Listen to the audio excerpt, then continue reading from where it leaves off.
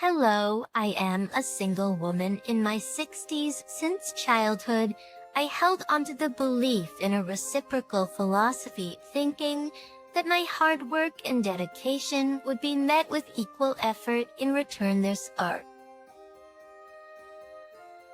mindset extended to my relationships, where I believed treating others kindly would result in receiving kindness in return. Even after marriage, I continued to hold this belief, assuming that by being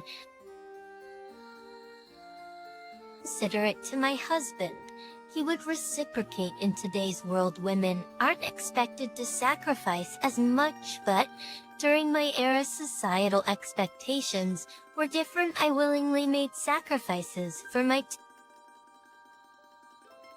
husband and children, confident that my efforts would contribute to future happiness. However, my marriage and family life didn't unfold as expected. Despite my early mornings and diligent work for his family, complaints and mistakes that overshadowed appreciation. At that time, no one mandated that I live this way. I was an ordinary person who married a coworker 4 years, my senior, due to societal expectations. Despite the societal stigmas and uneffective theories, mirrors for married women to quit their jobs, I became a full-time housewife. After giving birth to my daughter, I had no regrets. I believed it was a natural course of action for family life. Though my life wasn't glamorous like TV dramas, it felt easy and stable. Around my daughter's 9th grade, tragedy struck when my mother passed away suddenly from a heart attack. While mourning her loss, discovered my husband's affair. In the midst of my grief, he found joy elsewhere, becoming uncaring and eventually demanding a divorce. Despite my determination to avoid divorce, my husband's behavior became unbearable. Divorce wasn't as socially acceptable back then, and despite an irresponsible and unkind husband, I resisted the idea. Looking back, I realized my naivety, but more was at stake. My daughter, witnessing the turmoil, felt the impact. Despite my refusal to divorce, I found myself in a deeply miserable situation. During a heated argument about our impending divorce, my father unexpectedly visited. Witnessing the distress in our relationship, he offered me a place to live and encouraged me to leave my husband, taking my daughter with me. Having recently lost his wife and observed his daughter in an unhappy marriage, my father convinced me that persisting in such a difficult situation was futile. Feeling the weight of his concern, yielded to my husband's request for a divorce. In return, my husband provided me with $3,000 in cash. With my father's support, I secured a 2-bedroom townhouse to live in with my daughter. Starting anew, I anticipated the need to work hard to support my daughter, fearing judgment from society for being a divorced woman with a daughter.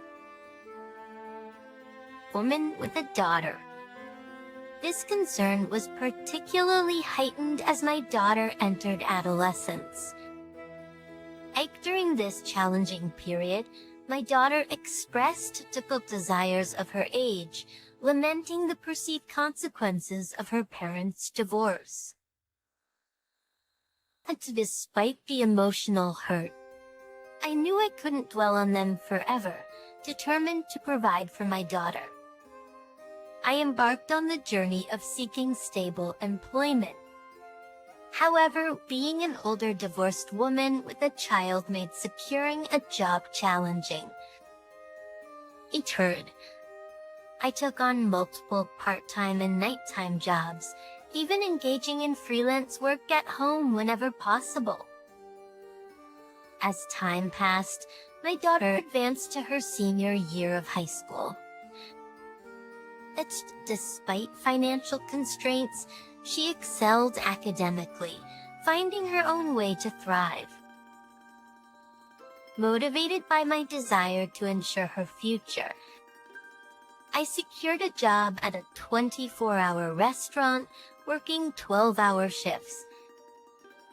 2/3 of my earnings were diligently saved for her college tuition.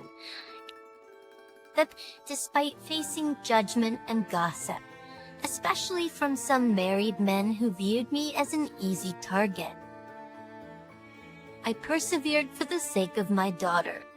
Sacrifices were numerous, but my goal was to provide her with opportunities I never had. As she approached adulthood, I hoped she would understand the struggles I faced in raising her and making a living. Reflecting on these challenges, I realized that having a daughter made my situation both more arduous and meaningful. She became my anchor, giving me the strength to endure and persevere through life's challenges.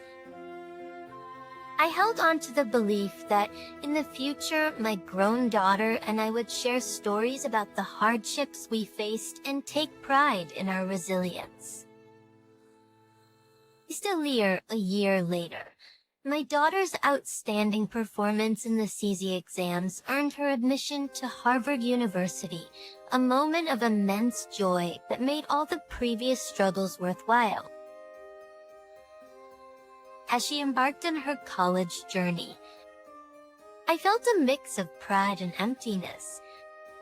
At Perry for PCs, just as Mankin Sands managed to provide for her education and housing, the absence of her daily presence at home left a void. We maintained close contact through phone calls, and during the initial months of her independence, our bond deepened. Her newfound affection and connection were a source of comfort, and I cherished our evolving relationship.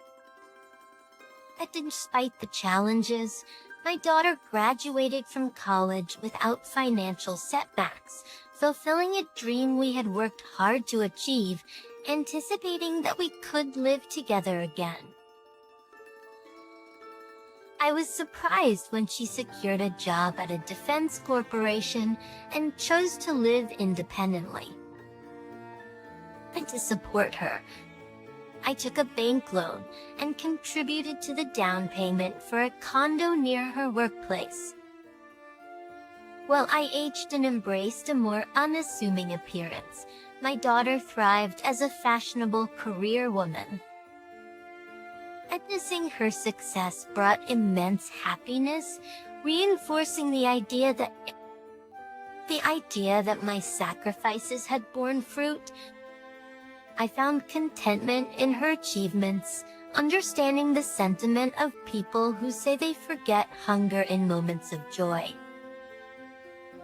Despite the financial support throughout her college years, the prospect of her wedding became a new financial responsibility. People questioned why I continued to struggle when my daughter was capable of self-sufficiency. However, I was determined to contribute to her wedding expenses to prevent any condescension from her future in-laws. Add to the belief that sacrificing for her happiness would bring joy to both of us fueled my resilience. On the other hand, as my daughter dated, I noticed a growing distance between us. Initially hurt, I recognized that her adult life and relationships rightfully took precedence. I patiently waited for her to mature and open up to me, understanding that priorities shift during this phase of life. However, on her 27th birthday, I looked forward to celebrating with her, yet she made it clear that she had plans with someone named Michael and dismissed any preparations. while she may have intended to convey that I needn't go to any trouble. I couldn't help but feel hurt. That was her birthday, a day that held immense significance for me as the day she was born, and her apparent indifference stung deeply. It was challenging to comprehend why my daughter considered spending money on her birthday a waste, given the tight budget. But despite her intelligence, her understanding of her own mother seemed distant. Yet, despite my hurt feelings, I understood she was my only daughter, and I wanted to see her briefly on her birthday, even if it meant taking a day off work. On that day, I carelessly paid attention to my appearance before going to her workplace. However, what awaited me was an unexpected and emotionally charged encounter in the company lobby. I saw my ex-husband with his mistress, individuals I never wished to see again. Outing how he found out and came there, I frantically called my daughter, only to be abruptly hung up on as she claimed to be busy with a meeting, feeling dumbfounded. I turned around, only to hear my daughter happily calling her dad and embracing him with a bright smile. Her boyfriend seemed familiar with my ex-husband and his wife, adding to my fury. It's in that moment, I felt betrayed, as if the whole world conspired against me. Drained of meaning, I hastily left the scene.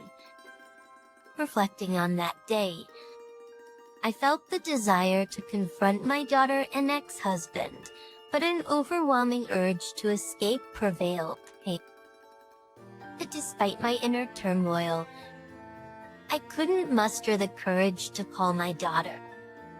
Unexpectedly, my daughter showed up at home one day, announcing her decision to get married and handing me an invitation card. The surprise turned into shock when I saw the names on the card. Although she was my daughter, I felt an intense urge to throw her out of the house. I questioned how she, my own daughter, could present such an invitation. I confronted her, expressing my hurt at being treated like a guest at her wedding, emphasizing my role as her mother. In response, my daughter apologized, stating she felt she had no choice. That's Identity's Jopros. Despite her desire to marry Michael, she faced scrutiny from his parents over every detail about her. The situation left me grappling with complex emotions, torn between hurt and the desire to understand my daughter's perspective on her life-changing decision. The revelation from my daughter about her concerns regarding my divorced past and the challenges of being a single mother struck me deeply.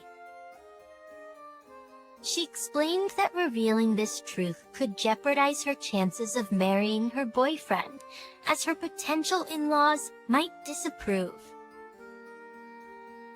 In the face of this revelation, I couldn't help but express my frustration, reminding her of the sacrifices and struggles I endured to raise her, work at a restaurant, and fund her education. My daughter's response: she dismissed the past, stating that her father and his new partner, the woman who played a role in breaking our family, had already met with her future in-laws. In her perspective, the present was what mattered most, and she prioritized her desire for a comfortable life over the difficulties we faced before. Feeling hurt and regretful, I spoke harshly to her for the first time in my life, expressing my disappointment in her attitude. In turn, she suggested that if I wanted to drop her from my life, I should repay her for the money I spent raising her. This exchange led to a heated argument, and she left my house in anger, proclaiming that we were now strangers. Devastated by the turn of events, I questioned the purpose of saving money for her wedding and felt a deep sadness when I looked at the wedding invitation she had left behind, with a different name printed where mine should have been. 3 years later, I received news that my father, who had been living independently to avoid burdening me, had fallen ill. And I learned about his condition only after his passing. It's the realization of being a poor daughter to him hit me hard. A few months later, sick to value too, I inherited a small condo where he had lived, a bittersweet reminder of the family ties and struggles that shaped my life. Upon realizing that I had money saved from my daughter's wedding in the savings account, I decided it was time to live for myself, even if it seemed somewhat late in life. I pondered the idea that in today's world, trusting only one child and sacrificing for them might not be the most fulfilling path. It was a realization that I should prioritize my own desires and needs before it became too late for me to enjoy life. As I contemplated this shift in perspective, a real estate broker and close friend from the restaurant where I worked suggested that I consider what I truly wanted to do. Despite societal expectations for women to sacrifice, I felt the desire to break free from that mold and live for myself. I harbored a feeling of regret and sorrow for the sacrifices I made over the years, and I yearned to pursue personal fulfillment. Inspired by my friend, I embarked on studying the real estate business and even delved into auction biddings. With some savings and money from selling my late father's condo, I seized the opportunity to take on a new challenge. In a surprising turn of events, I became a building owner overnight, residing in a prime location. 6 months later, after returning from a mountain climbing adventure, I found myself on the top floor of my building, now transformed into my home.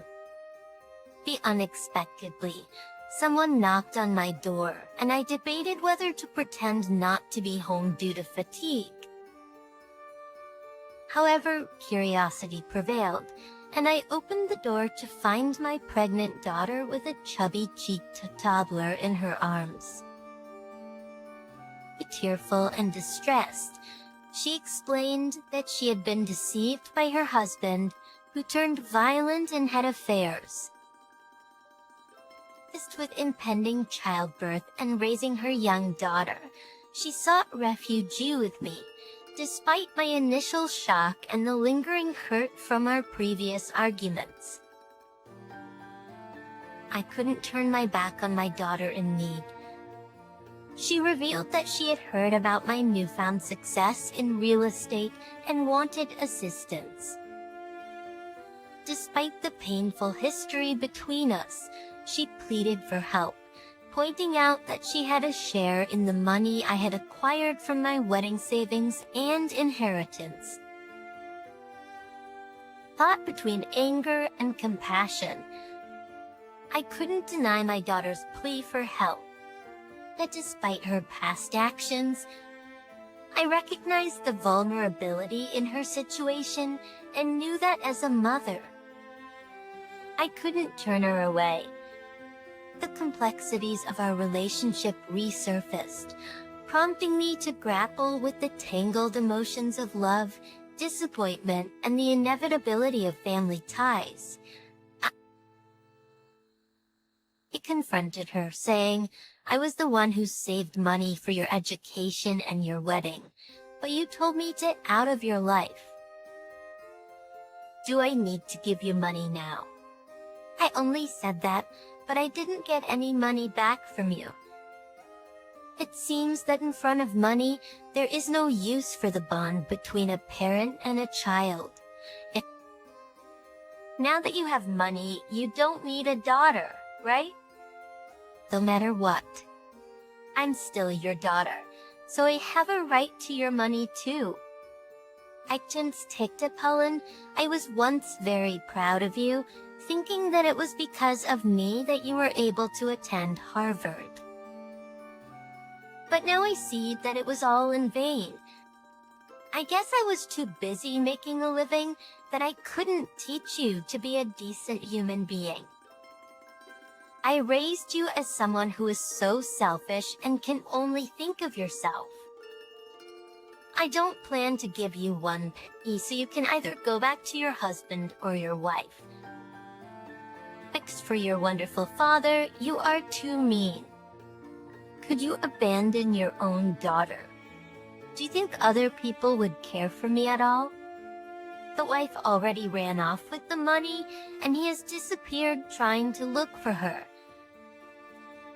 If you abandon me, I'll become an orphan. Now I have a child and I'm pregnant. So how could you be so mean to me? Would you be happy if I died like that?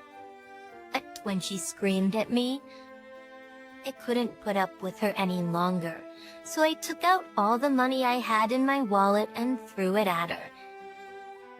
Since you are acting so pathetic, I'll give you that. However, never come back to my house because I won't let you in. There's something that I learned in the meantime, just that your life is important. Now my life is important. You cannot put me in and out of your life at your whim. I coldly let my daughter and her child out of my house. Of course, I would not feel good about it since she was my daughter after all. However, I couldn't accept her because she still was as selfish as before, and I couldn't bury the past. I felt sorry for my little granddaughter, who was innocent and got kicked out together with her mom. After that, my daughter was too proud and never came to see me again. To be honest, I knew that she was such a daughter. So has she repented for her past acts and begged me for forgiveness out of a quest, pretending I was reluctant, but would have found ways to punish her wayward husband. But I was so disappointed that if she erased me from her life to marry her husband, she should have lived happily. Why did my husband and my daughter turn out that way, even though I lived a hard life?